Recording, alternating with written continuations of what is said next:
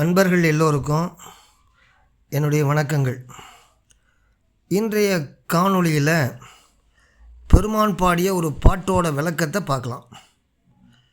கடந்த காணொளியில் பதி பூசை முதல கிரியையால் என்ற பாட்டினுடைய விளக்கத்தை பார்த்தோம். நம்ம இப்போ சில பேர் சொல்லுவாங்க இல்லையா, பதி ஏது, பசி ஏது, பாசம் ஏது அப்படின்னு சொல்கிறாங்க இல்லையா. அப்படி சொல்கிறவங்களுடைய நட்பை கூடாதவாறு எனக்கு அருள் அப்படின்னு இறைவன்கிட்ட வேண்டுறார்.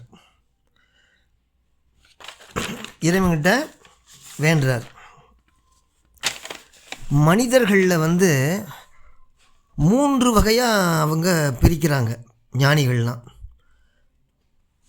சாமு சித்தர்னு சொல்லுவாங்க, இல்லைன்னா ஞானிகள்னு சொல்லுவாங்க. வைநைகர்னால் இடையில இருக்கிறவங்க, இப்போ நம்ம மாதிரி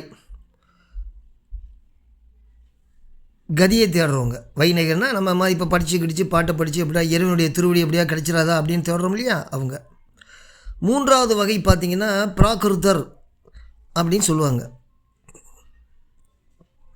இந்த ஞானிகள்ங்கிறவங்க முந்தைய பிறவியில் ஈட்டிய நல்ல தவத்தினால மீண்டும் இந்த உலகத்தில் தோன்றி இந்த பிறவியில் வீடு பேறு அடையும் மேலான தகுதி வாய்ந்தவர்கள். அவர்களை இறைவனே என்ன பண்ணுவான், முன்னின்று ஆட்கொள்ளுவான். அவங்களுக்கு இந்த திருவருட்பா, திருவாசகம், திருமந்திரம் இந்த மாதிரி நூல்கள்லாம் தேவையே இல்லை. இன்னொருத்தங்க இருக்காங்க இல்லையா, 3வது வகை இருக்காங்களே பிராகிருத்தருங்கிறவங்க என்னென்னா உலக வாழ்வில் ஈடுபடுறவங்க. அவங்க உலக இன்பத் துன்பங்களெல்லாம் விரும்பி உழல்பவர்கள். எனவே அவங்களுக்கு இந்த ஞான நூல்களால் பயன் எதுவுமே இல்லை. அப்புறம் இந்த திருவாசகம், திருமந்திரம் இந்த மாதிரி ஞான நூல்கள்லாம் யாருக்கு அப்படின்னா, நம்ம மாதிரி நல்ல நூல்கள்லாம் படித்து இறைவன் நல்ல இதில் நன்னறியில் ஒழுகி நம்மெல்லாம் உய்வதன் பொருட்டு இதெல்லாம் படிக்கிறோம் இல்லையா. இந்த வீடு பேறு அடைதல் வேண்டுங்கிற வேட்கை உடையவர்களுக்கு தான் இந்த மாதிரி புத்தகங்கள்லாம் அருளாளர்கள்லாம் அருளினார்கள். அப்போ அதை தான் ஒரு பாட்டில் கூட அவங்க என்ன சொல்லுவாங்கன்னா, பண்டை நல் தவத்தால் தோன்றி பரமனை பத்தி பண்ணும் தொண்டரை தானே தூய கதியினில் தொகுப்பன் மார்கர் கண்டனோல் ஓதி வீடு காதலிப்பவர்க்கு ஈசன் புண்டரிகத்தாள் சேரும் பரிசினை புகழல் உற்றாம் அப்படின்னு சொல்லுவாங்க. அப்போ பண்டை நாள் தவத்தினால முன் செய்த வினையினால் அவங்க ஞானிகளாக பிறந்து அவங்களுக்கு எல்லாமே சொல்லி கொடுத்துட்றாங்க இறைவனே. அப்போ அவங்களுக்கு தேவையில்லை தானே.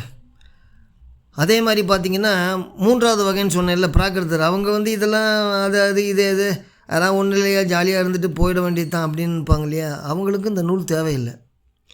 நம்ம மாதிரி இருக்கிறவங்க இருக்காங்க இல்லையா, கதியை தேடுறவங்க, கண்ட நூலை படித்து, கண்ட நூல்னால் நிறையா அருள்நூல்கள் நிறையா படித்து அது எப்படி என்னென்னலாம் சொல்கிறாங்க அதன்படி நடந்து அந்த வீடு பெற்ற விரும்புகிறவர்களுக்கு தான் இந்த நூல் அப்படின்னு சொல்கிறாங்க. இப்போ அதை தான் ராமலிங்க பெருமான் ஒரு பாட்டில் 9வது வயசில் பாடுறாரு.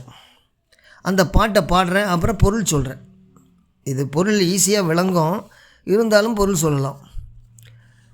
பரமேது வினை செய்யும் பயன் ஏது,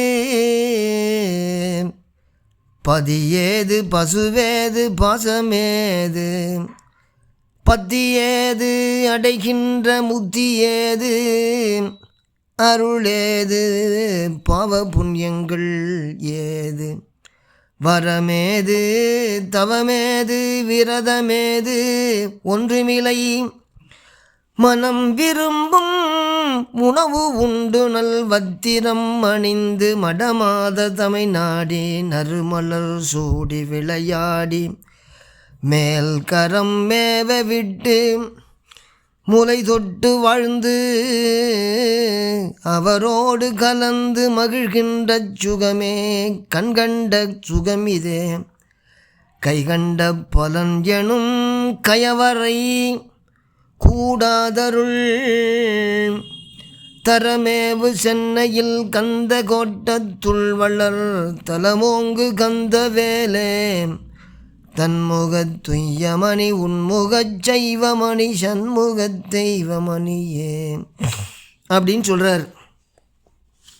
தரமேவு சென்னையில் கந்த கோட்டத்துள் வளர் தலம் ஓங்கு கந்தவேலே. தரமேகுன்னா மேன்மை பொருந்திய அப்படின்னு அர்த்தம்.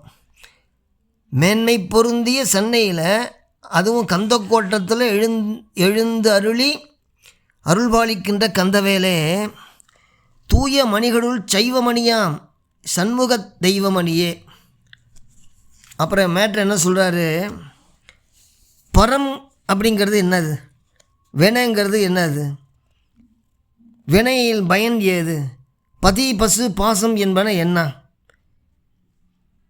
பக்தியாவது ஏது, அதனால் அடைகின்ற முத்தி என்பது ஏது, அருள் என்பது ஏது, பாவ புண்ணியங்கள் ஏது, வரம்ங்கிறாங்க, தவம்ங்கிறாங்க, விரதங்கிறாங்க.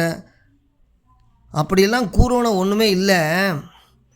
மனம் ஆசைப்படுகின்ற உணவை உண்டு, நல்ல ஆடை எல்லாம் அணிஞ்சிக்கிட்டு இளமகளில் நாடி அடைஞ்சு மனம் வீசும் பூக்களை சூடி பல்வகையாக விளையாடி அவங்களோடு அந்த மகளின் மேல் செலுத்தி மெய்யோடு மெய் கலந்து மகிழ்கின்ற சுகம் இருக்குது பார்த்தியா, அதுக்கு தான்யா கண்கண்ட சுகம், இது தாண்டா வாழ்வில் கைகண்ட பலன் அப்படின்னு சொல்கிறானுங்க பாருங்க. அவங்க மொழிகின்ற கீழான மக்களோடு என்னை சேர விடாமல் அருள் புரிவாயாக அப்படின்னு சொல்கிறாரு ராமலிங்க பெருமான். இந்த மாதிரி அது ஏது இது ஏது அதெல்லாம் ஒன்றும் இல்லையா, ஜாலியாக சாப்பிட வேண்டியது, நல்ல உடையெல்லாம் உடுத்த வேண்டியது, அப்புறம் மகளிரெல்லாம் கூட சேர்ந்து ஜாலியாக இருந்துட்டு அப்படியே இருக்கிறது சுகம் இருக்குது பார்த்தியா, அந்த சுகம்தான் கைகண்ட பலன் அப்படிங்கிற கயவர்னு சொல்கிறாரு. அந்த மாதிரி ஆளுங்களில் கயவர், அந்த கயவர்கிட்டலாம் என்ன சேர்த்துறாதப்பா அப்படின்னு வேண்டுறாரு. வேண்டிட்டு இந்த பாட்டெல்லாம் இதோடு முடிக்கிறார். அடுத்த காணொளியில் இன்னொரு பாட்டுடைய விளக்கத்தை நம்ம பார்ப்போம். வணக்கம்.